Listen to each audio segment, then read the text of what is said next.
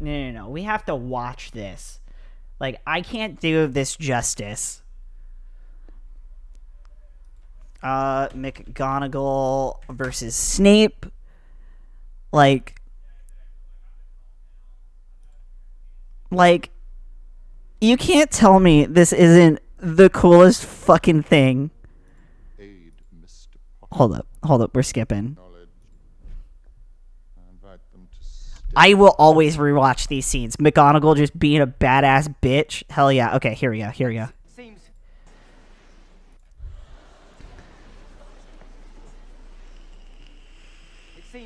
despite your exhaustive defensive strategies, you still have a bit of a security problem, Headmaster. Just the music, it's so good. Quite extensive. And like Fleur in the back. I love Fleur Delacour. She deserved more screen time. Tell them how it happened that night. Tell them how you looked him in the eye. A man who trusted you and killed him. Tell them. Just no. Hold up. We need to rewind this, okay? All right. Look at how confident Snape is. Killed him. Tell them. Look at him.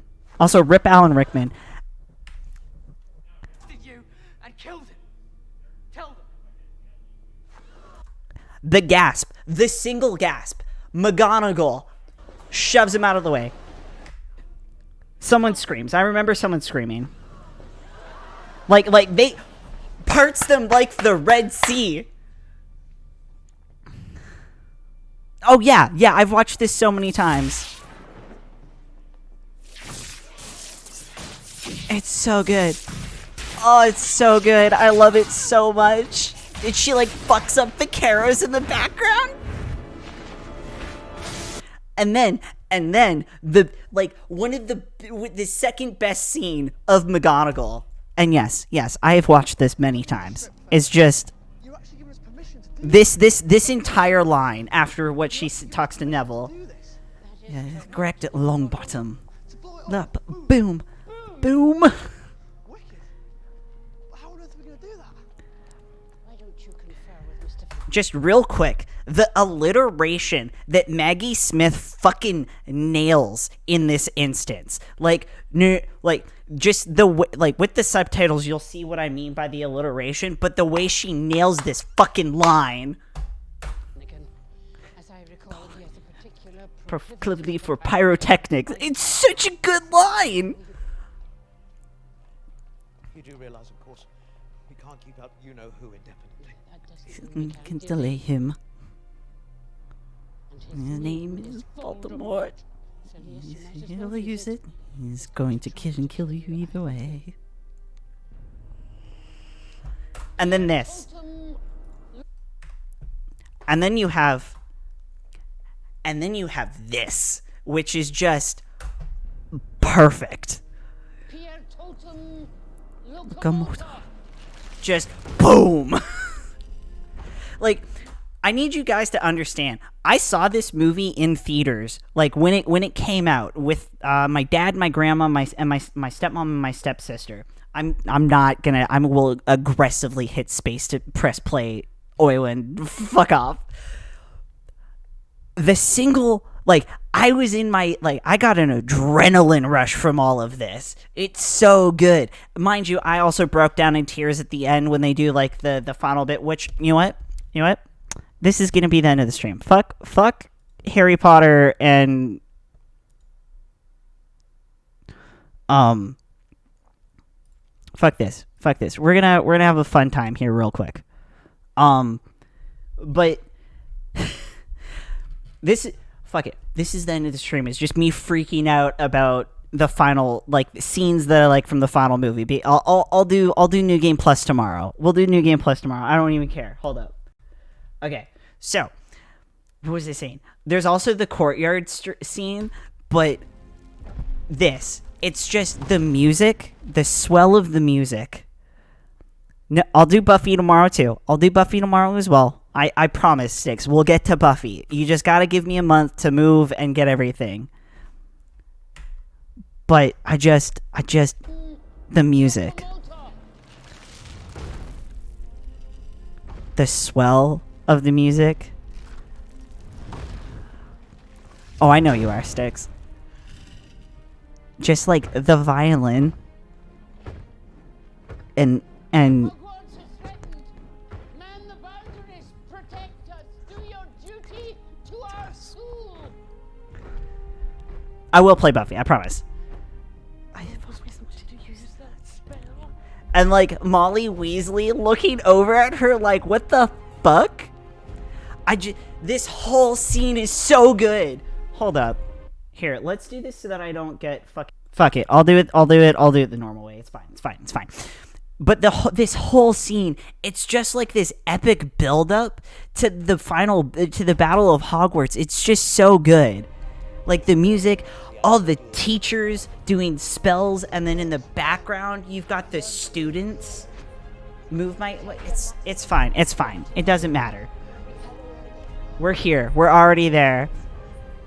You've got the adults doing their part. You've got everyone hanging out. Oh, it's just so fucking good. The last scene that I'm gonna freak out about is the courtyard apocalypse scene, because that's what got me. Sorry, two more clips, which is the 19 years later epilogue and the courtyard apocalypse scene, because those two scenes really got me when I was originally when I watched the film. So what's the other one? I don't want. Nope. Okay. What is it? Yeah, YouTube's calling me out. I don't care. Hold up. So here's the thing with this scene, and this is why this scene always gets me, and I always get emotional during it, is because of the music. You've got like that the tenors where with that big deep bassy sound, and like the way that the music swells along with the fact that you can still hear the battle the battle happening, and like the shouts and the spells being fired. Oh, so good.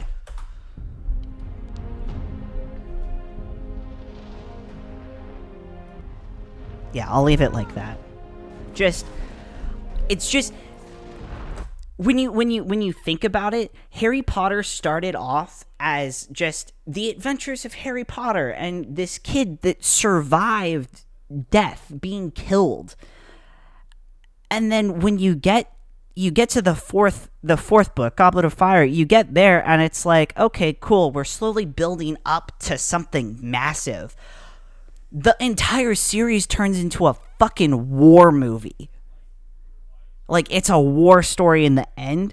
And thinking back to it when I was a kid, I never expected it to take the turn that it did. Because, like, the final battle of Hogwarts is the final battle of the Second Wizarding War involving Voldemort. But yeah, no, this scene's just so good. Like, there's two specific parts in here that really get me every time. This turned into a text freaking out about Harry Potter in general and like the beauty of music and filmmaking.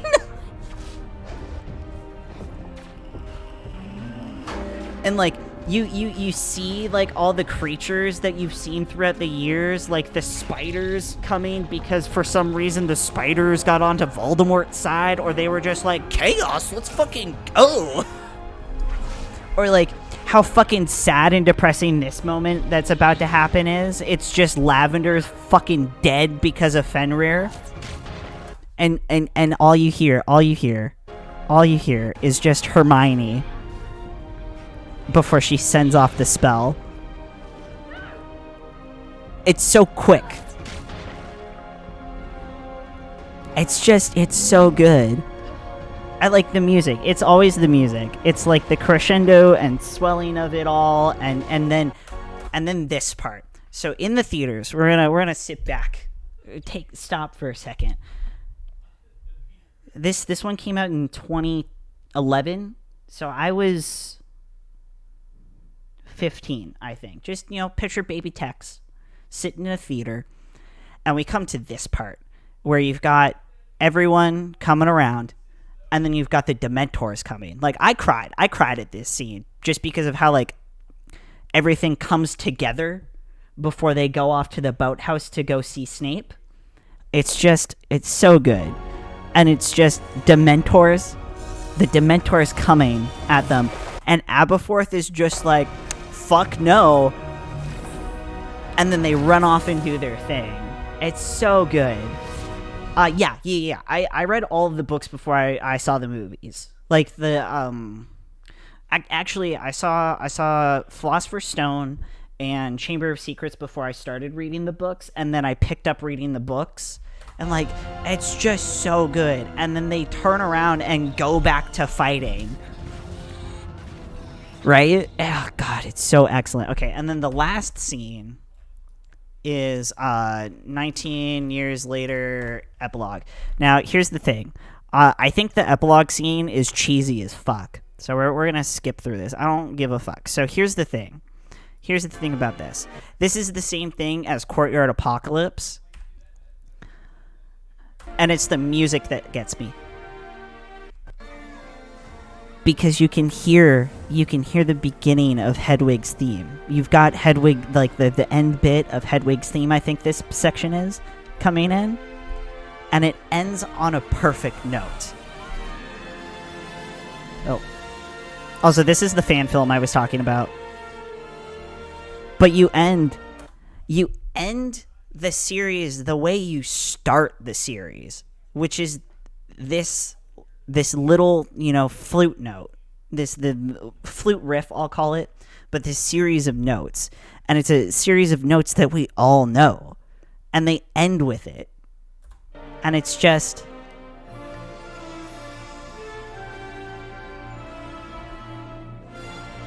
And that's how they end the movie. Like, it's such a good ending. And like I'm getting teary-eyed because like that specific section of this always gets me.